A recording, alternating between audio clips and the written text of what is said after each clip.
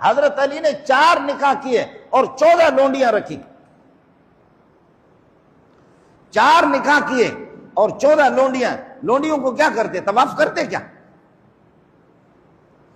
لونڈیاں کس لیے ہوتی ہیں؟ لونڈیاں بھی تو ظاہر ہے کہ اللہ کا رحم مستری کے لیے ہوتی ہیں.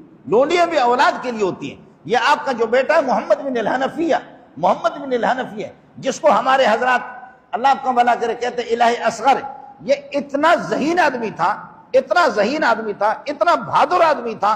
یہ اپنے باپ کا فوٹو کاپی تھا، حضرت علی کا فوٹو کاپی تھا.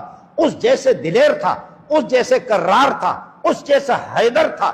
اس قسم کے اس کے حملے ہوتے تھے. اس نے حضرت حسن اور حسین اور آل رسول کو جن لوگوں نے ستایا اور آل رسول کو جنہوں نے شہید کیا، تو اس نے محمد بن الحنفیہ نے، علی کا بیٹا ہے، ایک لونڈی کا بیٹا ہے، علی کا بیٹا ہے لیکن لونڈی کے وطن میں سے، فاطمہ کے وطن میں سے نہیں ہے، اور علی کی آزاد بیوی میں سے کسی کے وطن میں سے نہیں ہے. یہ لونڈی بنو حنیفہ کی ایک لونڈی تھی. جب حضرت ابو بکر کے دور خلافت میں یہ علاقہ فتح ہو گیا تو اس لونڈی کو حضرت ابو بکر نے گفٹ کے طور پر علی کو دے دیا کہ علی لے لے، اور علی نے اس کو رکھا اور اسی سے محمد بن الحنفیہ پیدا. دنیا کا ذہین آدمی تھا محمد بن الحنفیہ، دنیا کا بہادر آدمی تھا، دنیا کا دلیر قسم کا آدمی تھا.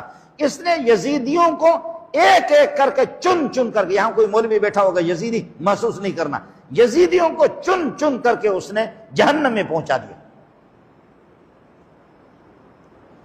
رسول پاک صلی اللہ علیہ وسلم نے منع نہیں فرمایا کہ علی میں یہ نہیں کہتا کہ دوسری نکاح، تیسری شادی، چوتھی شادی ناجائز ہے.